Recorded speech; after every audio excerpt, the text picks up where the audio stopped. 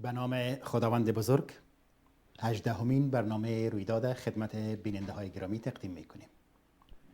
رویداد به کمک تلویزیون جهانی آریانا افغانستان از شهر تورنتو کانادا شامای چهارشنبه ساعت 10 شب به وقت تورنتو و نیویورک و 7 شب به وقت لس آنجلس و ونکوور پخش میشه. تکرار برنامه در حدود 12 ساعت بعد یعنی عصر روز پنجشنبه به وقت اروپا به نشر میرسه. امید است لااقل تکرار برنامه برای هموطنان گرامی ما در اروپا یک وقت مناسب پنداشته شود. به تمام بیننده های عزیزی که برنامه را به طور مستقیم و یا تکرارش میبینن سلام های گرم تقدیم میکنیم و به خاطر دستاورد جدید تیم ملی فوتبال افغانستان خدمتشان تبریک عرض میکنیم. تیم ملی فوتبال افغانستان این هفته جایزه بازی منصفانه را از انجمن فدراسیون بین المللی فوتبال به دست آورد. عنوان جایزه به انگلیسی فیر پلی است که بسیاری او را بازی جوانمردانه ترجمه کردن. جوانمردانه شاید ترجمه بسیار دقیق نباشه. از طرف دیگه اگر بعداً همونطور یک جایزه به تیم زنان تخصیص داده شود، در او صورت اگر باز هم به اونا بگوییم که جوانمردانه بازی کردن بوی یک نوع تبعیض جنسی احساس خواهد شد و اصطلاح بازی جوان زنانه مأنوس نیست. شاید ترجمه بازی منصفانه یا هم بازی شایسته بهتر باشه. به هر ترتیب ده خصوصیت است که او را فدراسیون فوتبال لازمه بازی شایسته یا منصفانه شمرده. ما در افغانستان در کمتر از 3 ماه آینده لااقل به اساس تقسیم اوقات یک مسابقه سیاسی هم پیش رو داریم، یعنی انتخابات ریاست جمهوری که البته همه آرزو داریم که او هم منصفانه و جوانمردانه بازی شود. ما عناوین نکاتی را که فدراسیون بین المللی برای یک بازی منصفانه توصیه کرده یاد میکنیم و میبینیم که اگر در همین خصوصیات به عوض کلمه فوتبال کلمه انتخابات هم به کار ببریم معنای دلپسندی را افاده میکنه. این مواد از این قرار است: در بازیتان صداقت داشته باشید، از فریب کار نگیرید. به هدف پیروزی بازی کنید اما شکست را بپذیرید. قوانین بازی را رعایت کنید. به حریف خود، به تیم داورها و تماشاچیان احترام گذارید. علاقمندی به فوتبال از اهدافتان باشد. برای تقویه علاقمندی به فوتبال کوشش کنید. کسانی را که از شهرت و اعتبار فوتبال دفاع می کنند ارج بگذارید. فساد، مواد مخدر، تعصب، خشونت، قمار و دیگر خطرها به فوتبال را رد کنید. دیگران را کمک کنید تا در برابر فشار فساد در فوتبال مقاومت کرده بتوانند. کسانی را که تلاش دارند این ورزش را به اعتبار سازند نکوهش کنید و از امکانات فوتبال به خاطر بهتر ساختن جهان استفاده کنید. می‌بینیم که عین شرایط بازی منصفانه در مورد یک مسابقه منصفانه در انتخابات هم تطبیق شده میتونه. خب بسیار بهتر خواهد بود که کاندیدهای محترم هم تقویه روحیه انتخابات در آینده یکی از اهداف خود بشمارند. این هفته در مورد انتخابات ریاست جمهوری در افغانستان چند خبر قابل توجه بود. یکی که گلبدین حکمتیار رهبر حزب اسلامی افغانستان به پیروان خود هدایت داد که در انتخابات ریاست جمهوری و شوراهای ولایتی سهم بگیرند. این تصمیم که با موقف چندین ساله حکمتیار بسیار متفاوت است چند تأثیر میتونه داشته باشه. بسیار خلاصه عرض میکنم. یکی که شاید موقف دکتر عبدالله را تا حد ضعیف بسازه. چرا دکتر عبدالله با امیدی که رأی حزب اسلامی را از خود بسازه محمد خان معاون شاخه حزب اسلامی را که با حکومت همکار است و حیث معاون اول خود برگزید. اما وقتی که حزب اسلامی به رهبری حکمتیار از خود کاندید مورد نظر داشته باشه که به گمان غالب قطبالدین هلال است، در او صورت بسیاری از طرفداران حزب اسلامی با قطبالدین هلال رأی خواهد دادن و این احتمال موجود است که تعداد رأی‌های احتمالی محمد خان معاون عبدالله کمتر شود. چانس خود قطب‌الدین هلال زیاد نیست، اما تأثیر منفیش دکتر عبدالله تا یک حد احساس خواهد کرد. تأثیر دوم تصمیم حکمتیار سر امنیت انتخابات خواهد بود، یعنی یک بخش از خطر تهدیدهای امنیتی با همکاری حزب اسلامی یا حداقل با انصراف حزب اسلامی از تخریب انتخابات رفع میشه.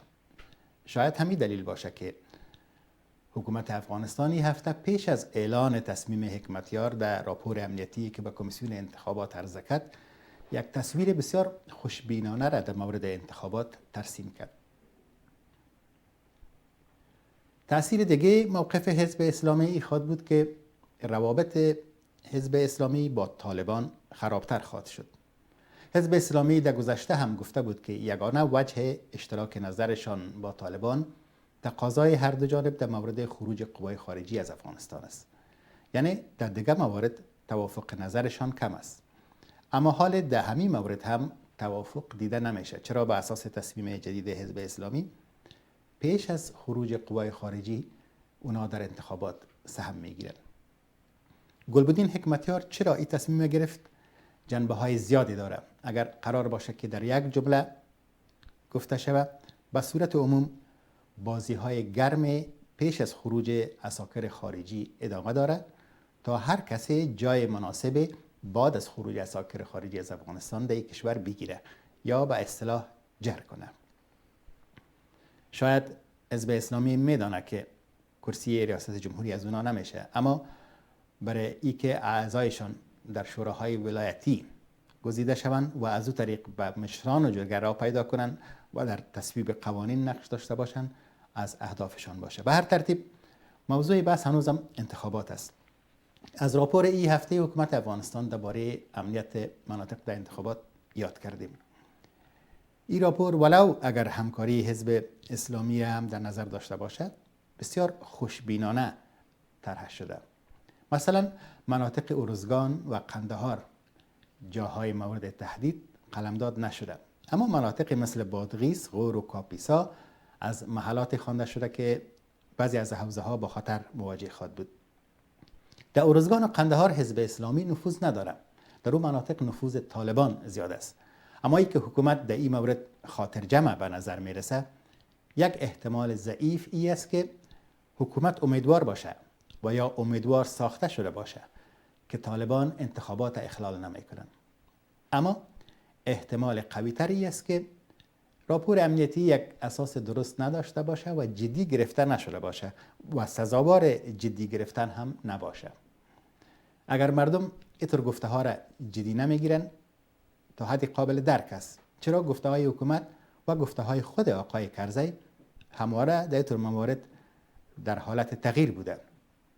در رابطه با امنیت توجه شما را به دو حرف بسیار متفاوت آقای کرزی که در دو مورد مختلف بیان شده اما زیادتر از یکی دو ماه با هم فاصله نداره جلب میکنیم. شما از روی این گفته نتیجه بگیرین که اوضاع امنیتی خوب است و یا نه. برادر عزیز، شما فعلا در افغانستان در موسعی لوگر بعضی ها رفتن نمیتونیم، شما در ازر رفتن نمیتونیم، شما در زابل در 4-5 ولسوالی رفتن نمیتونین، شما در غزنی در نصفش انتخابات کردن نتوانستین، شما در هلمند 4-5 ولسوالی به دستان نیست، شما در پکتیکا ولسوالی ها را به اختیار ندارین، شما در بدخشان جنگ داشتین. یه تونیست که وطن کنگی به موافق است. نو د 2014 کال څخه هیڅ تشویش نشته، هیڅ تشویش نشته. قرار دی هر سړی چې ماته د افغانستان د هر ګوښې سره راغلی دی، خبره د افغانستان د ثبات په باب ده، او هغه شور او هیجان او هلهله چې د فوټبال په ګټو کې په افغانستان کې پیښه شوه، تاسو ته هیڅ تشویش نشته. ګرد ملت راټول دی، په یوه غږ راټول دی، نو هیچ تشویش نشته. بیغمه خصوصا ځوانان دي. خواهران برادر عزیز، شما فعلا در افغانستان در موسعی لوگر بعضی ها رفتن نمیتونیم، شما در ازر رفتن نمیتونیم، شما در زابل در 4-5 ولسوالی رفتن نمیتونین. شما در غزنی در نصفش انتخابات کردن نتوانستین. شما در هلمند 4-5 ولسوالی به دستان نیست. شما در پکتیکا ولسوالی ها را به اختیار ندارین. شما در بدخشان جنگ داشتین. آقای کرزی چند جمله را که در اخیر گفتن و از بی‌امنیتی های زیاد در او سخن گفتن، در سخنرانی اختتامیه‌شان در لوی جرگه مشورتی بیان داشتند. لوی جرگه مشورتی امروز پافشاری داشت که آقای کرزی باید هر چه زودتر سند همکاری های امنیتی بین افغانستان و امریکا را امضا کنند. آقای کرزی به خاطری که به اعضا نشان بده که اونا زیاد از مردم نمایندگی کردن نمیتونن، اصرار به این داشتن که بسیاری از ولسوالی ها در اختیار دولت نیست و از او خاطر غیر مستقیم این بیان میکردن که اعضای لوی جرگه از تمام کشور نمایندگی کردن نمیتونن و اونا باید زیاد خود نماینده های مردم فکر نکنن. اما خب وقتی یک مقام بلند سیاسی و یک رهبر حرف میزنه، او حرف میتونه در دیگه موارد هم برخ کشیده شود. آقای کرزی مشاورین زیادی دارن، اما کاش نظامی گنجوی زنده می بود و حیثیت مشاور کرزی می داشت. نظامی در حدود 500 سال پیش وقتی یک پادشاه آذربایجان در کتاب معروف لیلا و مجنون خود مدح می کرد، در ضمن توصیف نصیحت های جالب هم برای پادشاه آذربایجان داره که در شرایط امروز افغانستان یا به عبارت دیگه به آقای کرزی در مورد بی احتیاطی در گفتار و تصامیم عجولانه و در نرمش بیش از حد صدق میکنه. من صرف چند بیت از ابیات نظامی را که مشوره به پادشاه آذربایجان است خدمتتان میخوانم. در گوش کسی میفکن آن راز، کازرده شوی ز گفتنش باز. هر جا که قدم نهی فراپیش، باز آمدن قدم بیندیش. کس را به خود از رخ گشوده، گستاخ مکن نیازموده. کاری که صلاح دولت توست، در جستن آن عنان مکن سست. بر هرچه عمارت خراب است، بشتاب که مصلحت شتاب است. ابیاتی بود از نظامی گنجوی در مشوره به پادشاه. آقای کرزی در رابطه با سند امنیتی هم گفتاری داشتند که متاسفانه یک با دیگه فرق داره. در این بخش دو گفته محترم کرزی در موردی که آیا امریکایی ها قصد خروج دارن و یا نه میشنوانیم. واقعا مشکل است که جواب روشنی از او حاصل شده بتانه.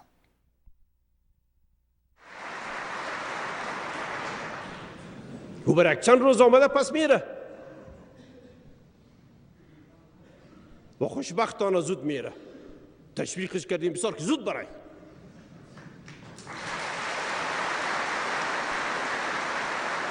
زود برای. ما تقریبا 5 سال پیش ایرا قطعاً یقینی درک کردیم که امریکا در افغانستان پایگاه میخواه. حرکات و اعمالش که دیدیم تمامش اشاره به می طرف بود. وقتی که اونا میگفتن که ما میبراییم، پیش ما معنایش این بود که نمیبراییم. پس این ما درک کردیم که اینا در اینجا آمدن و میخواین باشن. او برک چند روز آمده پس میره و خوشبختانه زود میره. جالب است که همانطور سردرگمی با یک حالت متضاد و مبهم در بسیاری موارد محسوس است. 2-3 روز پیش خبر با آب و تاب نشر شد که گویا معاون سفیر امریکا به والی هرات گفته که امریکا شرایط افغانستان پذیرفته و موافقتنامه امنیتی امضا خواهد شد. اما یک چیز در نظر داشته باشیم که حالت فعلی قسمی نیست که افغانستان شرایطی را پیش کرده باشه و امریکا او را نپذیرفته باشه و از او خاطر امضای توافقنامه معطل شده باشه. حکومت افغانستان در مورد متن موافقتنامه اعتراضی نداره. چرا این متن در نتیجه زیادتر از 1 سال چانه‌زنی تهیه شده و آقای کرزی بارها گفتند که جمله به جمله و پاراگراف به پاراگراف متن مسوده از نظر اونا گذشته و همین متن حکومت افغانستان به لوی جرگه مشورتی پیش کرده. این حال حکومت افغانستان دلیلی که در این قسمت در مورد امضای سند و معطلیش ابراز میکنه است که اصرار داره که باید امریکا در مداخله در مورد انتخابات آینده ریاست جمهوری مداخله نکنه و میگه که این وقت ثبوت شده میتونه که امریکا مداخله نمیکنه که خود انتخابات سپری شده باشه. به همین علت ظاهرا امضای سند تا انتخابات معطل است. همچنان در مورد تلاشی خانه ها و داخل شدن به خانه ها استثناء را حکومت پذیرفته و در دیگه حالات امریکا ظاهرا میگه که در تلاشی خانه ها اقدام نخواهد کرد، اما حکومت افغانستان باور نمیکنه و شاید حق هم داشته باشه که باور نکنه.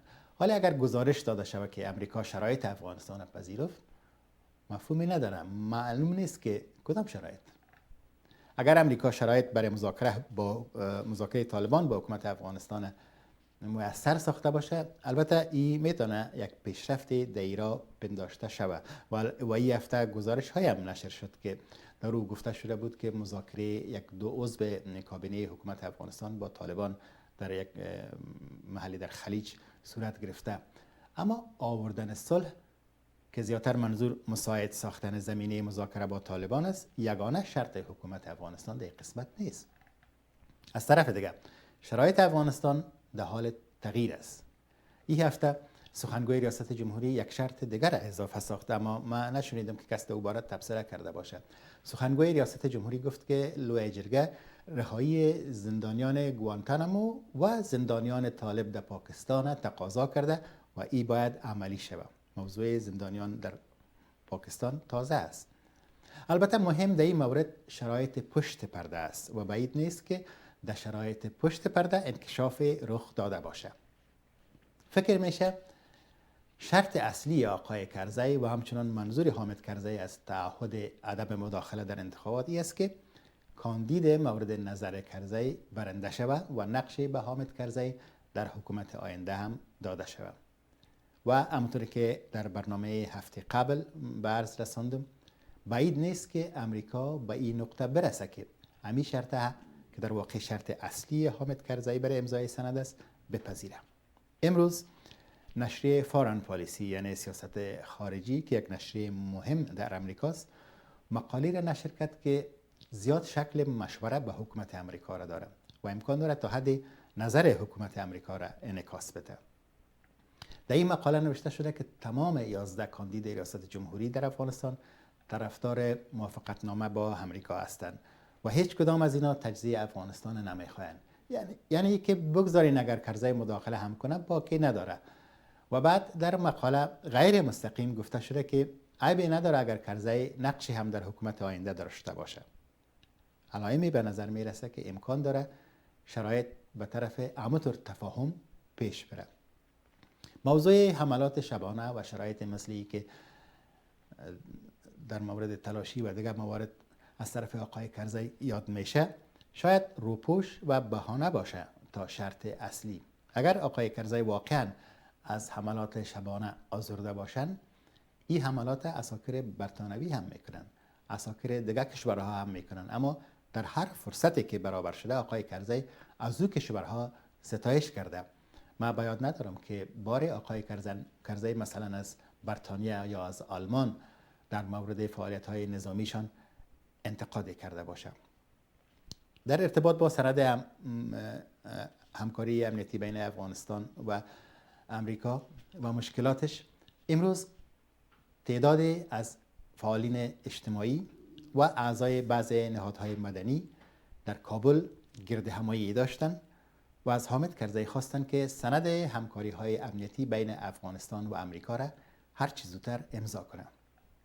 اینا قلم بزرگی را به حیث سمبل از طریق ولسی جرگه به کرزی فرستادن تا اگر آقای کرزی قلم نداره در اختیارش گذاشته شود و این بهانه هم از میان برداشته شود. اما آقای کرزی اگر امضا هم بکنن یقینا از مرزا قلمی کار خواهد گرفتن و قلمانه سیاسی به بزرگی امی قلم دریافت خواهد داشتن. در عکس دیده شد که بسیاری از فعالین و اشتراک کننده ها از جمله زنان بودند. به مناسبت نیست که از خبر دیگه هفته که در واقع خبر امروز است یاد کنیم. خانم جمیله بیاز اولین خانم است که یک وظیفه مهم پلیسی برش سپرده شد و به حیث آمر حوزه اول امنیتی کابل مقرر شد. وزارت داخله گفت که در آینده بعضی از قماندان‌های امنیتی ولایات هم از زنان خواهد بود.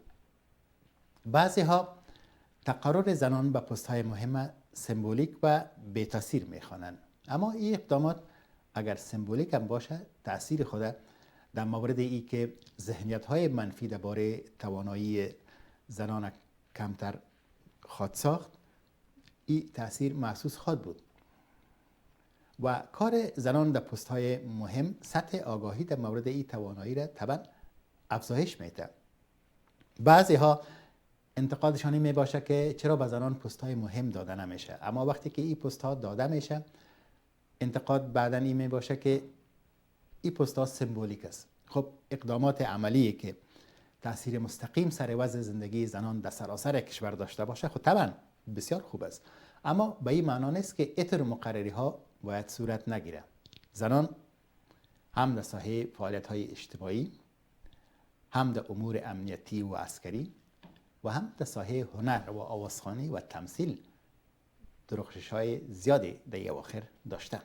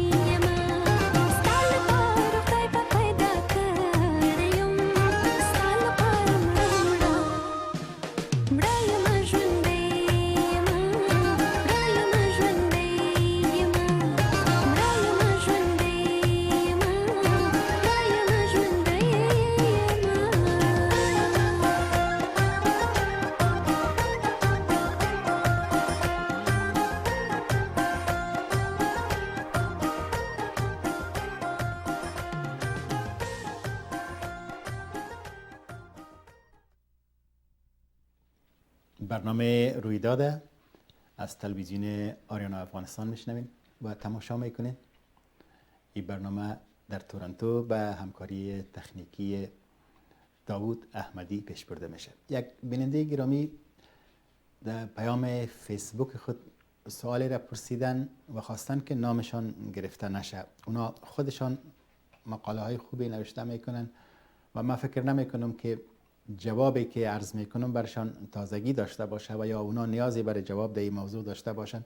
شاید به این ترتیب غیر مستقیم موضوعی را برای بحث پیشنهاد کرده باشن، اما به هر حال موضوع روز است. اینا می نویسن که در حالی که اردوی ملی و پلیس ملی با دادن سر و خون جهت تأمین امنیت مردم مخربین امنیت ملی کشور را در جنگ‌های رویاروی بالفعل دستگیر می کنند، چرا مقامات بالایی دولت و حکومت افغانستان بدون دادن جزا چنین متهمین را به نام‌های این و آن از زندان آزاد می سازند؟ در حالی که اگر یک سرباز و یا یک پلیس ملی از طرف طالبان دستگیر شود، بعد از اجرای شکنجه‌های طاقت فرسا بدون اجرای هر گونه محکمه بلافاصله سربرده می شود. یعنی این که چرا اختلاف سلیقه و اختلاف اجراءات در دو طرف متخاصم به این شدت و حدت وجود دارد؟ به این معنا که طالبان سربازان افغان را فقط به خاطر اجرای وظیفه به عنوان سرباز در حال خبر خوش دستاورد تیم ملی فوتبال افغانستان آغاز شد. پایان برنامه هم آهنگ خوشی است که در رابطه با پیروزی‌های ورزشکاران افغانی تهیه شده. و ضمناً پیش از نشر آهنگ با یکایک شما بیننده‌های گرامی تا برنامه بعدی خداحافظی می‌کنیم. موفق باشید. با پای خسته اما به پیش، با دست بسته اما به پیش، دل شکسته اما به پیش.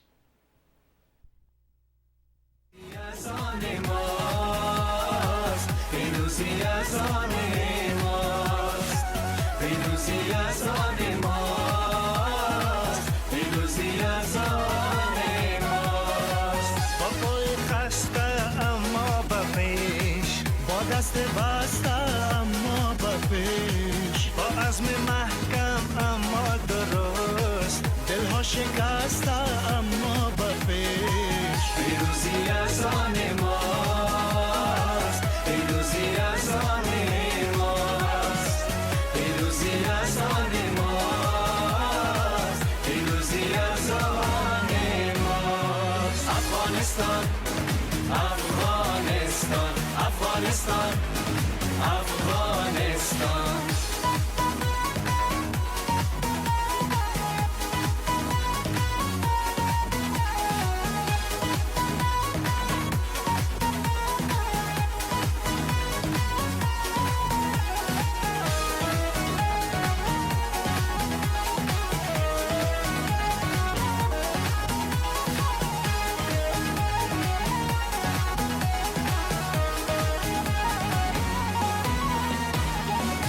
نگردیم از راه خود، از راه یار و همراه خود. ما دل نبندیم بر دیگران جز مردمان آگاه خود. ما دل نبندیم بر دیگران جز مردمان آگاه خود. پیروزی از آن ماست، پیروزی از آن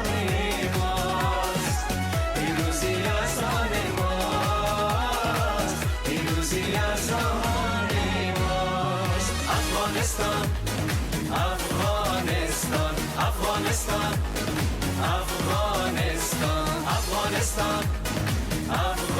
Afghanistan, Afghanistan, Afghanistan. سلام سلام افغانستان، سرسبز مثل گلستان، کشور تاریخی و باستان، سرزمین قصه و داستان. وطن وطن جان برات قربان، به نامت میبره میدان. دیگه مباش مایوس و پریشان، پیروزی از آن ماست.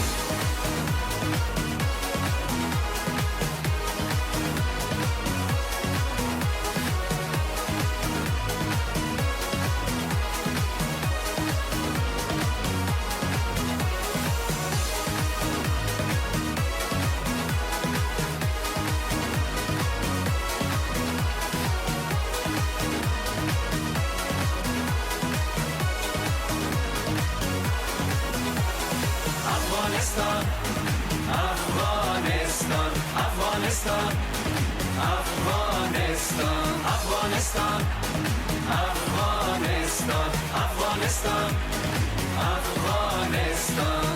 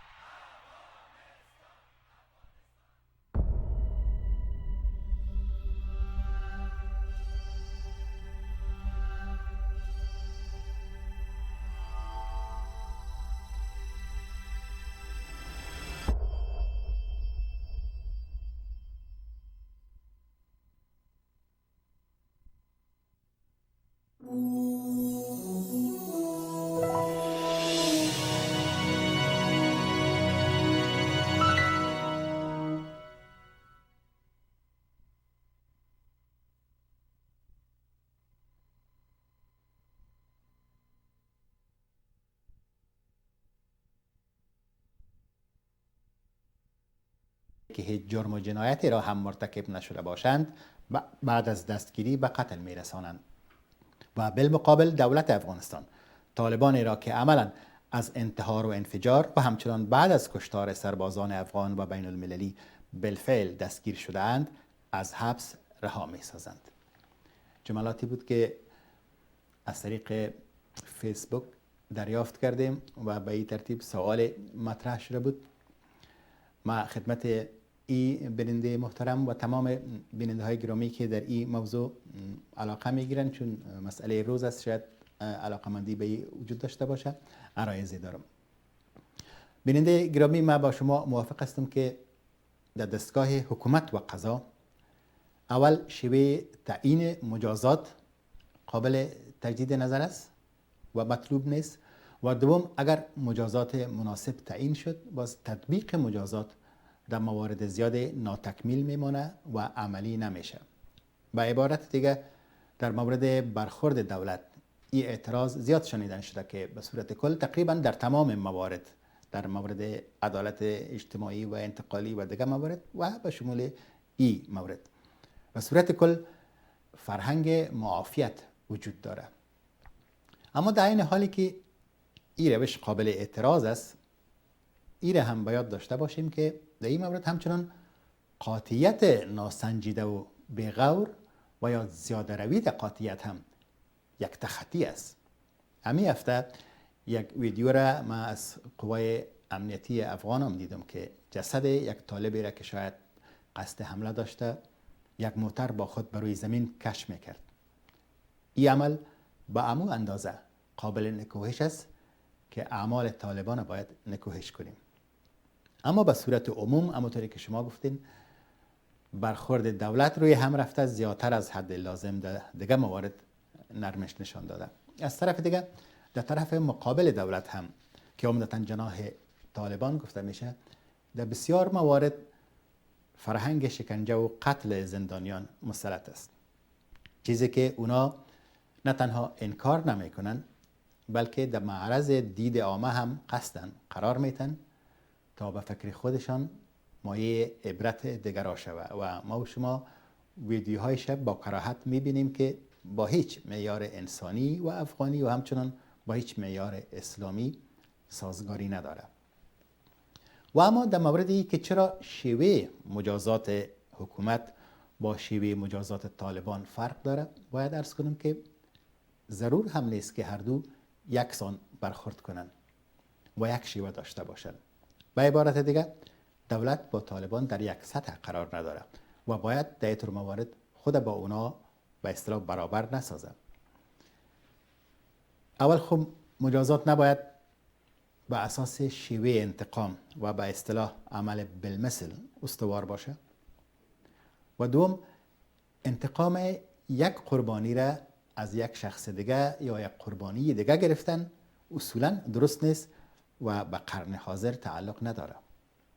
دولت افغانستان از خود قانون اساسی داره، تطبیق منشور ملل متحد تعهد کرده و توقعی که از یک دولت میره از یک گروه جنگی چریکی نمیره.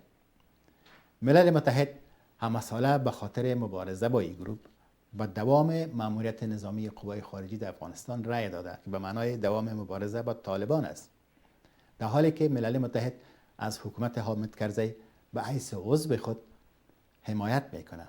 در این طور حالت اینا در یک سطح نیستند.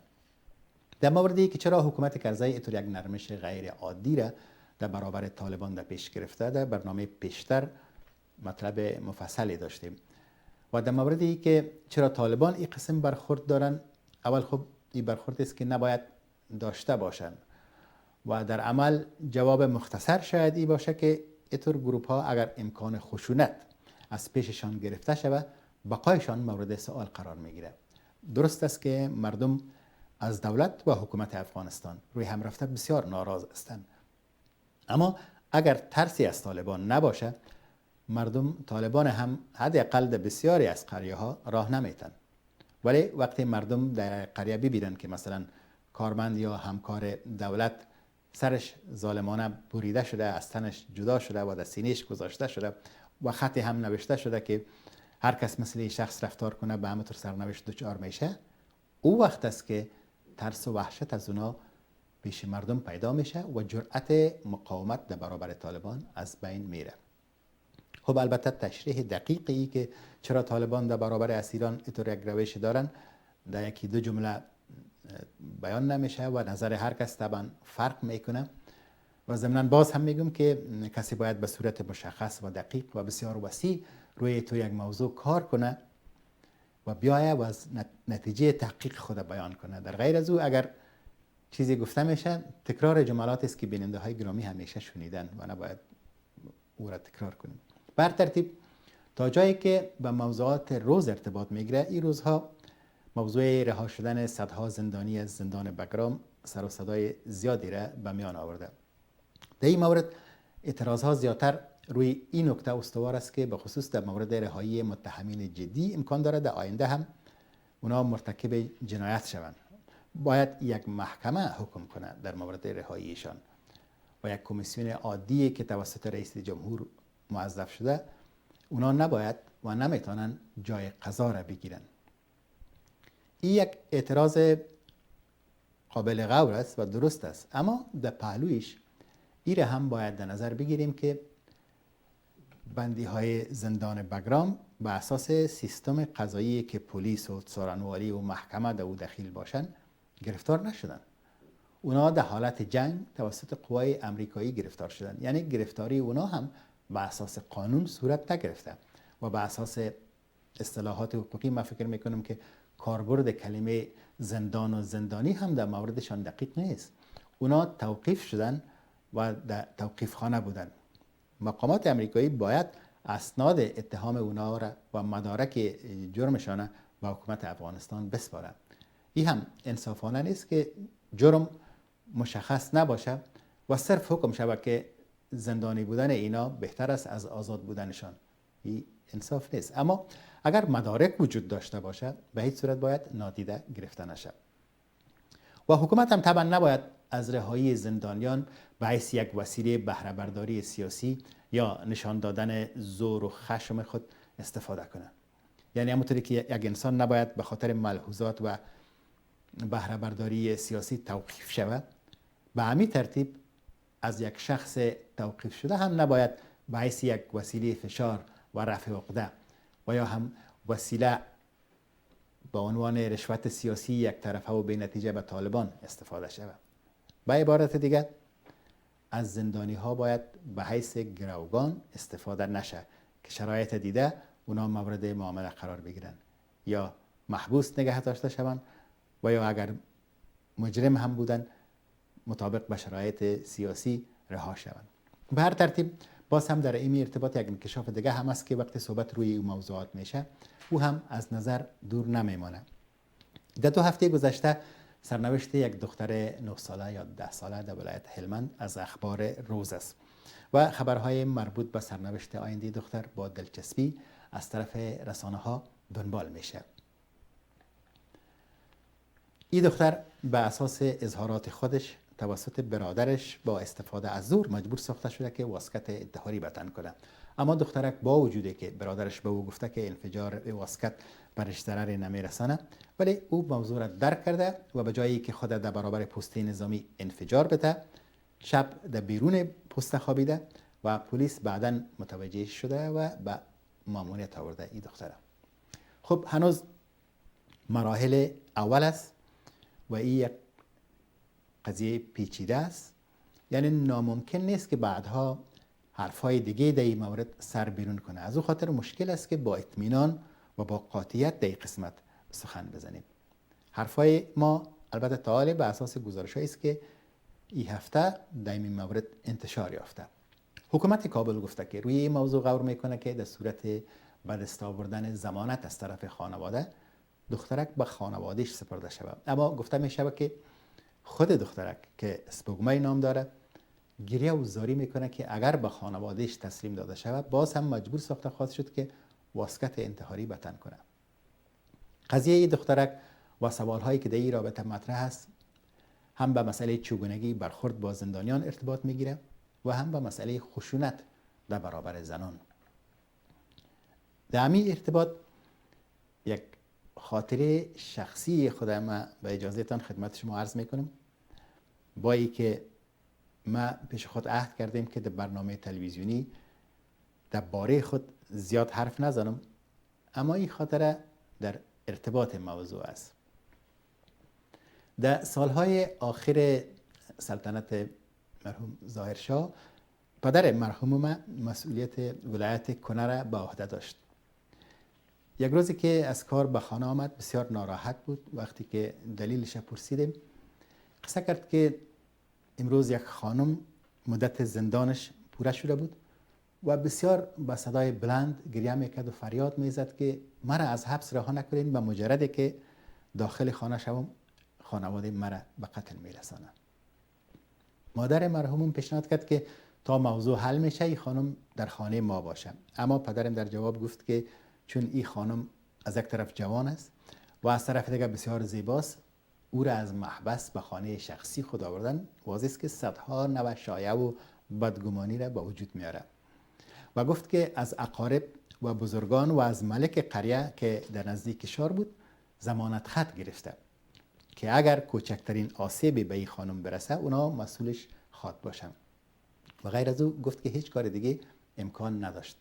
خب از این قصه برای چند لحظه ما هم طبعا متاثر شدیم و بعد از خاطر رفت و فراموش کردیم. چند سال گذشت، حوادث بسیار بزرگ دیگر رخ داد و ما هم با خانواده به پاکستان پناهنده شدم. در اوجه در یک جایی که زیادتر مردم ولایت کنر خانه داشتن زندگی میکردیم. در یکی از روزها در بیرون خانه همونطوری که معمول بود در کتها با همسایه خود نشسته بودیم که یک گروپی از مردم کنر بودن، البته به دیدن همسایه ما به طرف خانه آمدن. این همسایه ما سابق وکیل ولسی جرگه بودن، یک شخصیت بسیار محترم و با عزت، غلام محمد خان صافی، یکی از بزرگان ولایت کنر هستند، حالا نمیفهم در کجا هستند. خب وقتی که اونا مرا به اشخاصی که از کنر آمده بودن معرفی کرد که فرزند فلان شخص است، این نفر فوراً به طرف ما آمد و گفت که تو میفهمی که پدرت مرا بندی کرده بود؟ ما جوابی برش نداشتم و این شخص گفت که قصه در مورد قتل یک زن بود. هر قدر برای پدرت واسطه کردیم و هر پیشنهاد دیگه کردیم نپذیرفت و پدرت می گفت که صدای فریاد زن همیشه در گوشش است. و باز این شخص درباره قصه حبس خود چند جمله گفت. خلاصه من فهمیدم که اونا کسایی هستند که ضمانت امو خانم بیچاره را کرده بودند. باز این شخص دست خود به شانم گذاشت و مرا به پشتو گفت که پلار دی ډیر نر سړی دی و من پیش خود احساس افتخار کردم و در دل از پدر بزرگوار سپاسگزاری کردم. خب این خاطره شخصی ما است، ولی که چرا ما با عرض این خاطره شخصی وقت شما را گرفتم دلیلش است که این خاطره زیاد در رابطه با مسائل اجتماعی حماله به کار برده میشه. ما با بیاد آوردن ماجرای او خانم سیاهبخت با خود فکر میکنم که خب اگر امو زمانی که سالها پیشی خانم از زندان رها شد و جای برای رفتن نداشت، چیزی به نام خانه های امن در افغانستان وجود می داشت، امی زن حیاتش شاید حفظ می شد. درست است که شاید خانه های امن هم همیشه برای باشندگان امن نباشه در هیچ جای، و به خصوص در سیستمی که فساد دو بیداد میکنه اینطور خانه ها از تخطی و فساد خالی نمی باشه. اما اگر مقایسه شود با اینطور یک حالتی که خانه امن اصلا وجود نداشته باشه و خانم های بی سرنوشت به اقارب و به اشخاص صرف به این عنوان سپرده شود که اونا از خویشاوندای قربانی هستند و دیگه هیچ پرسانی از اونا نشه، یا حتی امی خانم ها به خود عاملین خشونت سپرده شود، در اون صورت از نظر مقایسوی و از نظر نسبی خانه های امن برای ایده بسیار محفوظ تر است. چرا خبرهای کشته شدن زنها در نتیجه خشونت هر روز در مطور موارد با تاسف که در اخبار میشنویم. خب وقتی که در زمان شاه در وقت حکومت قانون کسی به ضمانت خط ارزش قائل نشد در ارتباط با دخترک در ولایت هلمند که او را حال میخواین دوباره به خانواده تسلیم کنن، چطور امکان داره که ما بتونیم امیدوار باشیم امون مردی که از دولت اینقدر متنفر باشه که به خاطر یک حمله به دولت از حیات خواهر خود تیر شود، چطور امکان داره که باز با امو خواهر از نرمش کار بگیره و او هم به خاطری که به می دولت ضمانت خط داده؟ همونطور یک توقع از همونطور یک شخص اصلا باور نکرده نیست. به هر حال ماجرای دخترک 9 ساله یا 10 ساله در ولایت هلمند ضمن اصل ماجرا نکات دیگه هم بیان میاره. اگر ماجرا قسمی که بیان شد واقعیت داشته باشه، با خود سوال میکنیم که چه کودکای معصوم دیگه که هوشیاری اسپوجمه نداشتن و قربانی شدن، چه دخترای دیگه مثل اسپوجمه و هوشیارتر از او در نقاط مختلف کشور در قریه ها و در دره ها هستن ولی روی مکتب نادیده بزرگ میشن و حتی خودشان هم متوجه نمیشن که چه استعداد و توانایی هایی دارن. این استعدادها به هیچ کس و به خودشان هم معلوم نشده اینا بزرگ میشن و به خاک میرن. کودکان افغانی که زمینه تبارز برشان میسر میشه بعضا درخشش بسیار خوبی داشته میباشن و زیاد. در برنامه چند هفته پیش رویداد از یک دخترک افغان در کشور هلند یاد کردیم که در یک مسابقه شبیه به برنامه ستاره افغان و برنامه های دیگه از این قبیل در هلند اشتراک کرده بود و آهنگ اپرای این دختر که یک نوع موسیقی کلاسیک غربی است، اپرا، بسیار شهرت یافت و نام دخترک امیره است و این آهنگ بسیار استقبال شد و البته مراحل اولیه مسابقات بود. خبر بعدی است که امیره در مسابقه نهایی هم پیروز شد و در همین چارچوب استعداد سال در هلند شناخته شد. بخشی از مسابقه و آهنگ اپرای ای استعداد افغانه برای شما تقدیم میکنیم. شاید چند جمله‌ای که به زبان هلندی گفته شده برای ما و شما ناآشنا باشه و اصلا شاید عده با موسیقی اپرا زیاد انس نداشته باشن، اما به هر حال از تماشای این چند لحظه امید است که لذت ببریم. Of je het wil geloven of niet, je gaat naar Las Vegas.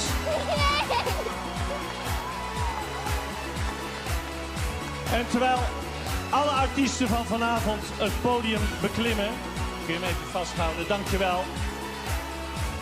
Ga ik u zeggen dat dit Hollands Got Talent was voor dit seizoen. Volgend jaar, u hoort van Gordon net, zijn we terug. Ik wil de jury bedanken, Dan Carity, Chantal Jansen en Gordon voor jullie fantastische oordeel. Deze hele lange serie lang. Thuis natuurlijk bedankt voor het kijken. Dit is ze, de winnares van 2013, Amira. En we gaan nog 1 keer luisteren. Ik neem hem even van je over, lieverd. Naar jouw prachtige lied Nessun Dorma. Gaat dat lukken, denk je? Ja. Daar komt hij dan. Amira en Nessun Dorma.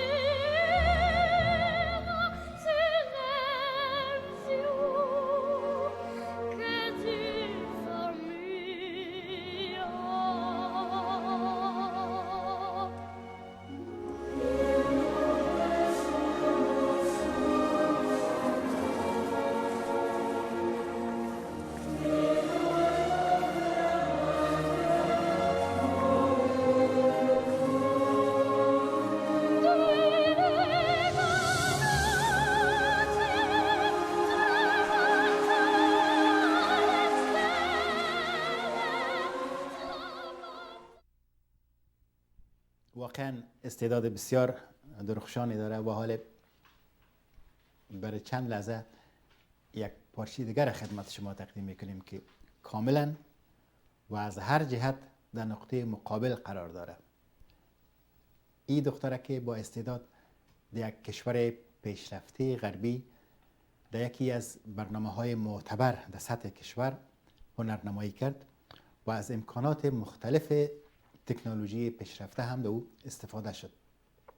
اما حال دو طفل افغان میبینین که دور از مظاهر مدنیت امروزی آهنگ بسیار اصیل موسیقی محلیشانه، چیزی را که نسل به نسل و سینه به سینه به اونا انتقال یافته، صرف با اتکا به استعداد خود میسرایند. حتی به عوض آله موسیقی هم ماهرانه از دهن خود استفاده میکنه یکشان.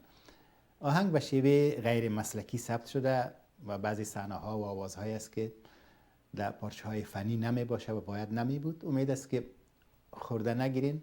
منظور صرف نشان دادن استعداد اطفال است. پارچه که حالی میبینین با پارچه که چند لحظه پیشتر دیدین، همونطوری که گفتیم یکی در یک استیج پر اعتبار اروپای غربی و دیگه در نقطه دوردست کشور ما در یک بتزار با وجود تمام تفاوت‌ها بین این دو آهنگ از یک جهت شباهت بین این دو وجود داره و او است که هر دو استعداد اطفال افغان تبارز میده. وای سرگردای نایم چلم باسی خدای را کرده خوشم رو تو یه بای چی خنوای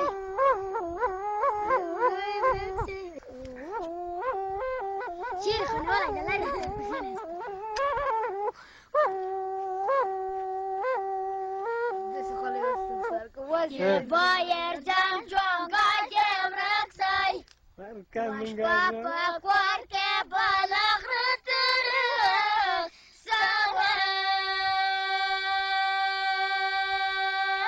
سوامای بعد استقبال شكن وال الأمور يبي نظر بالبسي ما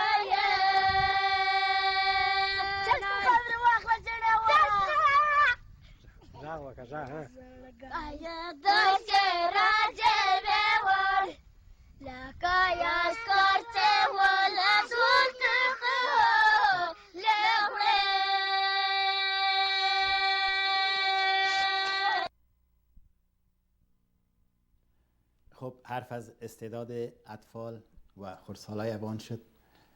از هر دو قطب، هم از یک استیج پیشرفته در سطح جهان و هم از یک گوشه دوردست افغانستان مثالای تقدیم شد.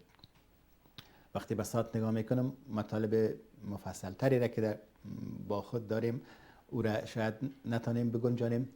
از خاطر یک مثال که در وسط ایدو قرار داره تقدیم میکنیم، از وسط استیج و وسط بتزاره.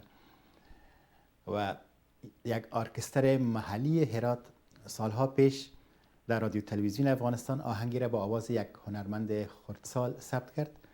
بخشی از این پارچه را هم خدمت شما تقدیم میکنیم. آهنگ زیبای فولکلوریک هراتی است و آواز هم تأثیرناک و دلنشین.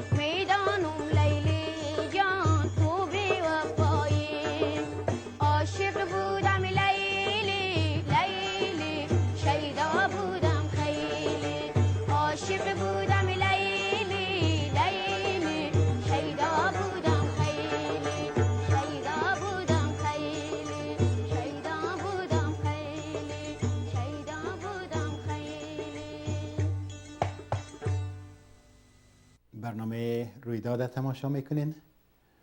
مطلب بعدی که در نظر داشتیم وقت بیشتر میگیره.